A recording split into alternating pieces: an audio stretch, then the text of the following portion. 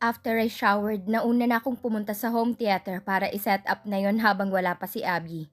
Pero siya pa rin ang tatanungin ko mamaya kung anong gusto niyang panoorin. Siya ang gusto kong masunod para mag-enjoy siya. Ilang sandali pa narinig ko ang pagkatok niya sa pinto, kasunod ang pagbukas niya noon. Hay nako Kuya Kalex, nabasa mo na naman isip ko. Natatawa niyang bungad sa akin pagpasok niya dahil nakita niyang same color ulit kami ng suot na pantulog. Purple. Pati ako napangiti rin at bahagyang napailing dahil hindi naman namin napag-usapan kung anong kulay ang isusuot. Ginaya mo na naman ako, Abby. Nga pala, anong gusto mong panoorin? Yung Tagalog lang, Kuya Kalex. Ayoko nang katulad ng pinanonood ni Ate Reyna na Korean. Hindi ko maintindihan kahit may subtitle. Hindi ko rin naman mabasa. Hindi pa ako magaling at mabilis magbasa. Nahihiya siyang ngumiti at pumesto ron sa maluwang na couch sa gitna. Naa-adjust yon para maging bed. Pero hindi ko na ini-adjust dahil hindi naman kami rito matutulog. Sige, Abby. Pero anong gusto mo? Drama? Nakakatawa? Horror? Kumunot ang noo niya. Ano yung horror? Nakakatakot. Napangisi siya. Sige, yun na lang. Napatitig ako sa kanya. Sure ka? Gabi na, baka hindi ka makatulog mamaya kapag horror ang pinanood natin. Okay lang ako, Kuya Kalex. Sanay naman ako mag-isa pag gabi. Sige, ikaw bahala. Abby and I settled into the home theater room. The dim lighting setting the perfect mood for a cozy movie night. We sat side by side on the couch at halatang excited siya sa horror movie na plinay ko. Shake, rattle, and roll. Although I dreaded the idea, I couldn't say no to her. Para kaming nasa isang sinehan. Ang kaibahan lang kami lang dalawang nanunood. As the movie began, the eerie music and suspenseful scenes quickly got me. Habang nakatutok sa screen ang tingin ni Abby, nilibang ko naman ang sarili ko sa bag ng chips sa gilid ko. Kinuha ko yon at binuksan. Nilagay ko sa pagitan namin para makadukot din siya. But all of a sudden, suspense scenes jump scared me. My heart raced. Nang mapansin ni Abby na natatakot ako, napalingon siya sa akin. Kuya Kalex, okay ka lang? Natatakot ka ba? Tanong niya. Nagpipigil siya ng tawa. Ako? Takot? Agad akong umiling. Hindi, ano lang, nagulat. A particularly terrifying moment caused me to shout. Ah! And jump instinctively, grabbing onto Abby and burying my face in the side of her neck to hide. Pero habang nakasubsob ang mukha ko sa gilid ng smith niya, hindi ko na iwasang maamoy ang matamis niyang amoy na siguradong mula ngayon tatatak na sa isip ko. I felt Abby chuckle softly, her body shaking slightly with laughter. Oo na, naniniwala na akong hindi ka takot, Kuya Kalex. Agad akong napabitaw sa kanya at umusog sa pwesto ko kanina. But my reactions, a mix of yelps and gasps, seems to amuse her, making her smile even more. Bakit kampante lang siya? Hindi ba siya natatakot sa pinanonood namin? Lumipas pa ang minuto at sa bawat nakakatakot at nakakagulat na eksena napapatalon ako sa tabi ni Abby at mahigpit na yumayakap sa kanya. Wala yun sa plano ko. Hindi ko lang talaga napipigilan dahil isa sa kahinaan kong horror movies. I clung to her, each scare tightening my grip. Iniyakap niya sa akin ang isang braso niya, pulling me closer and whispering, "Huwag kang matakot, Kuya Kalex. Hindi naman yan totoo, pelikula lang yan." To calm me down, though I could tell she was trying not to laugh. Abby? Papasok na sana si Abby sa kwarto niya nang tawagin ko siya. Nasa tapat na rin ako ng pintuan ko at nag-aalangang pumasok mag-isa sa loob matapos ang pinanood namin. Um, Good night. Nagpigil siya ng tawa. Good night, Kuya Kalex. Hindi niya ba ako tatanungin kung kaya kong matulog mag-isa? Pumasok na siya sa loob ng kwarto niya at sinara ang pinto. Bumuntong hininga ako bago pumasok sa okupado kong kwarto.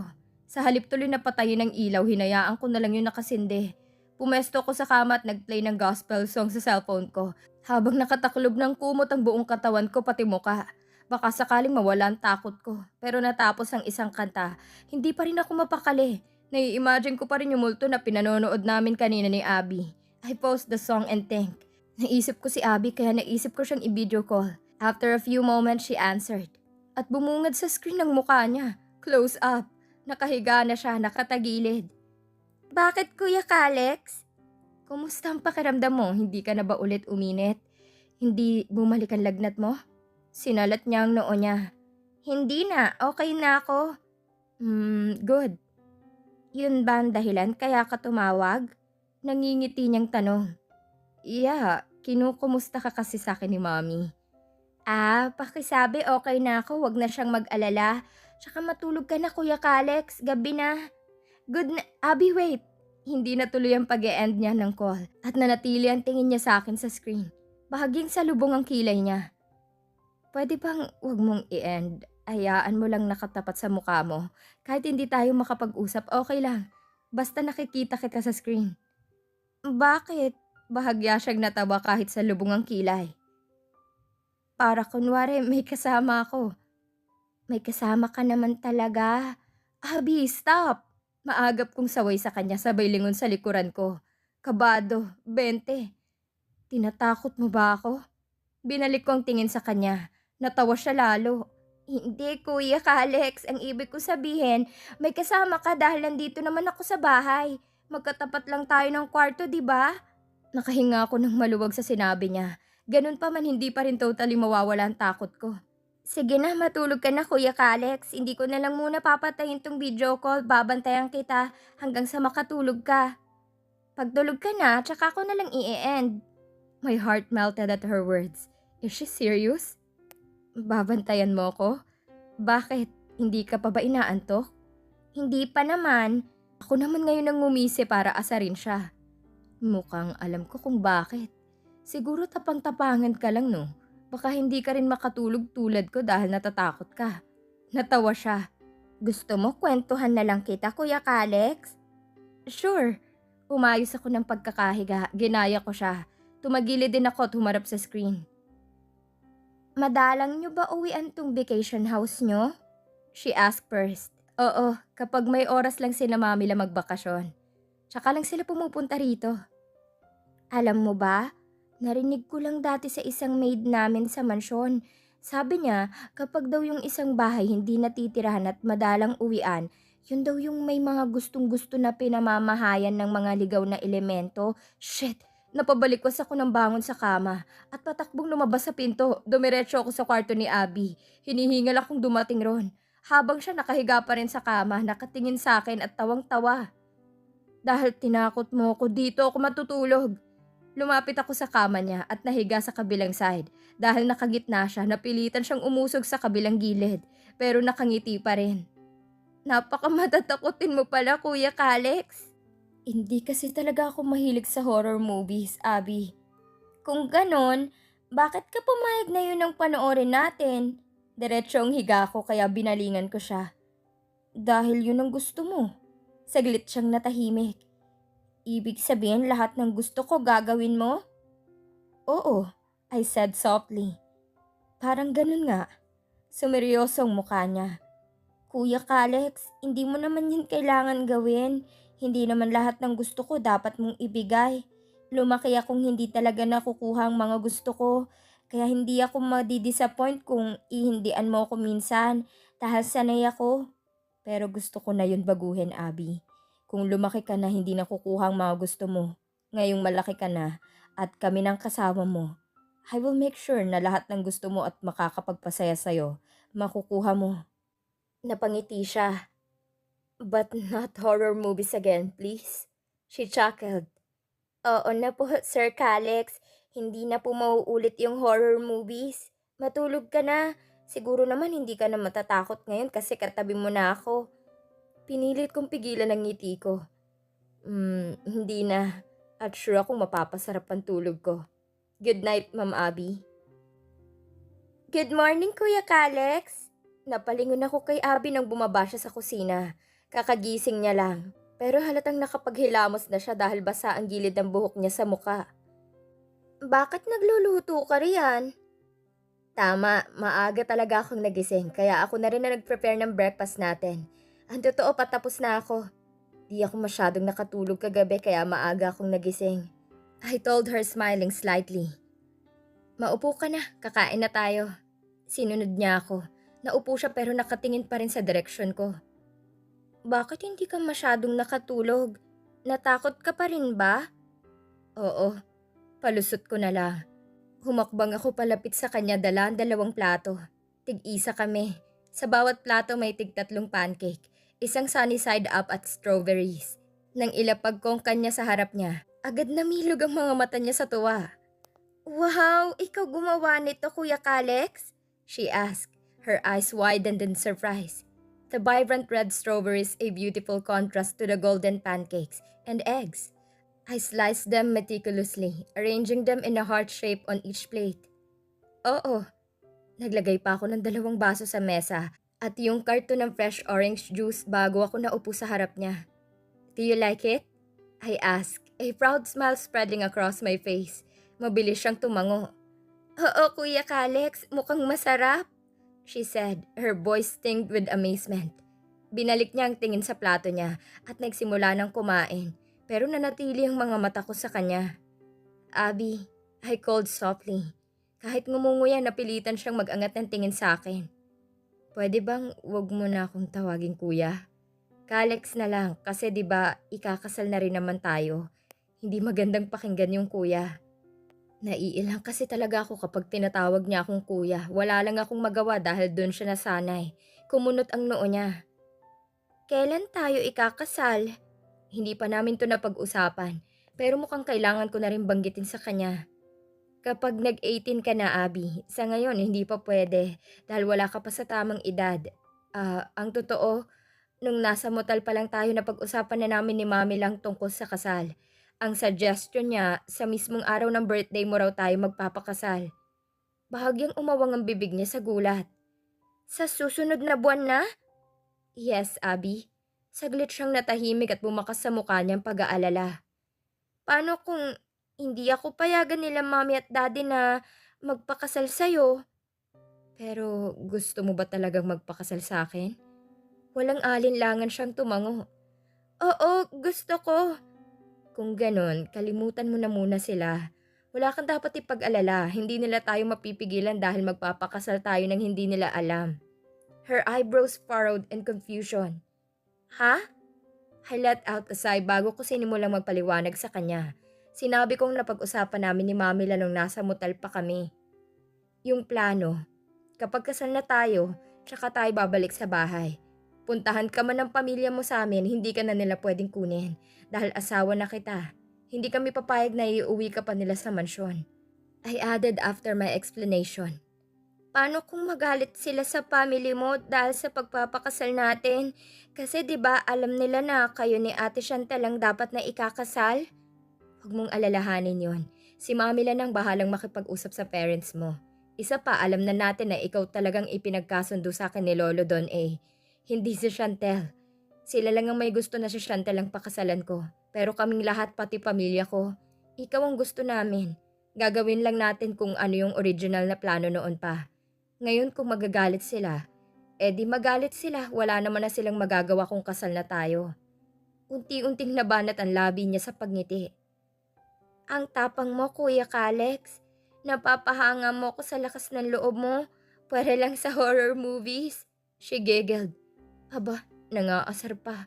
Napangisi na lang din ako. Kain na tayo, Ma'am Abby. Huwag mo na akong utuin. A month later, Abby's 18th birthday. The day had come quicker than we expected. The decision felt spontaneous yet right. Abby and I found ourselves in a small sunlit room at the courthouse, the air thick with excitement and anticipation. Our hearts beat in unison, a comforting rhythm in the midst of the whirlwind we found ourselves in. Nakatayo siya sa tabi ko, hawak ko ang kamay niya, at ramdam kong bahagyang panginginig ng daliri niya. I squeezed her hand gently, offering silent reassurance. Her eyes met mine, a mixture of nerves and joy shining in their depths. She looked radiant, even in her simple white dress. Halos hindi ko nga magawang alisin ang tingin ko sa kanya kanina nang iharap na siya sa akin ni Mamila bago pa kami umalis sa bahay. Si Mommy lang ang nag-ayos sa kanya at siya rin na nagdala ng dress ni Abby na may tatak ng isang signature brand. Pero sobrang ganda niya, kahit hindi magarbong wedding dress ang suot niya. Nagmukha siyang dalagang tingnan nung naayusan siya. Ganun pa man mas gusto ko pa rin ang mukha niya na walang make-up dahil sa pagiging babe space niya. The judge stood before us, a kind smile on his face. He understood the urgency. The need to solidify our bond without the fanfare of a grand ceremony. Beside us, my grandparents and parents watched with proud smiles, their presence a comforting anchor. In this life-changing moment, mga kapatid ko lang ang wala rito. Hindi na sila isinama ni mama at dad para maiwasan daw ang pagdududa sa amin ng mga herald kung lahat sila biglang mawawala sa bahay or sa company. We are gathered here today, the judge began, his voice steady and warm, to witness the union of Kalex, Zaykan, and Abby in matrimony. Their love for each other has brought us to this special moment where they will exchange vows and commit to a lifetime together. I glanced at Mamila and Dadilo, their eyes shining with pride. My parents stood beside them, my mother's eyes glistening with unshed. The small circle of family meant everything to me, and having them here made this moment perfect. The judge continued, guiding us through the vows. Sinundan lang ni Abby ang sinasabi ng judge at nanginginig ang boses niya sa kaba as she promised to stand by my side through all of life's challenges. But her words wrapping around my heart like a protective embrace. When it was my turn, I looked into her eyes, feeling a surge of love and determination. I, Kalex, take you, Abby, to be my wife. I promise to love you, honor you, and cherish you for all the days of our lives. The judge smiled warmly, his eyes twinkling with the gravity of the moment. By the power vested in me by the state, I now pronounce you husband and wife. You may now kiss the bride. Lalong nabuhay ang kaba sa mga mata ni Abby matapos ang sinabi ng judge. Ako rin, bigla rin akong kinabahan dahil hindi ko napaghandaan ng ganitong senaryo. Nawala sa isip ko na may kiss nga pala after ng kasal. Hirap ng first time. Kabado kong hinawakan ng magkabila niyang pisngi para may angat ko ng bahagya ang mukha niya. Dahan-dahan akong yumuko. But instead of kissing her lips, I chose to plant a gentle kiss on her forehead dahil ramdam kong hindi pa siya handa. Ramdam ko ang kaba niya habang palapit ang mukha ko at narelax lang ang katawan niya nung lumapat ng labi ko sa noo niya. The room erupted in applause, the sound filling the small space with joy and celebration. We pulled back, smiling at each other, the reality of our union setting in. This is it. Totoo na to. Nung hinarap na namin sina Mamila, Dadilo at ang parents ko, isa-isa nila kaming nilapitan at niyakap, kasunod ang pang-congratulate nila sa amin. Maging ang pagbati nila kay Abby ng happy birthday at welcome to the family. Habang malapad na mga ngiti nila, ramdam na ramdam ko ang kasiyahan nila ngayong opisyal ng kabilang si Abby sa pamilya namin.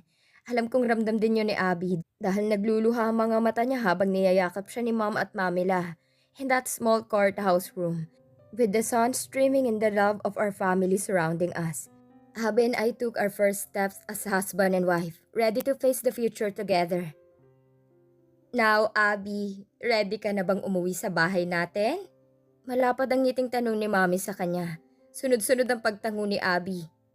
Opo, Tita Kay. Mami, Mom interrupted her. A broad smile still lingering on her lips. Mami na rin ang dapat mong itawag sa akin, Abby. Anak ka na rin namin ngayon dahil isa ka ng ganap na Smith. Abby Smith. Abby Smith, Abby murmured, repeating my mom's words, and it melted my heart completely. She's my Abby Smith.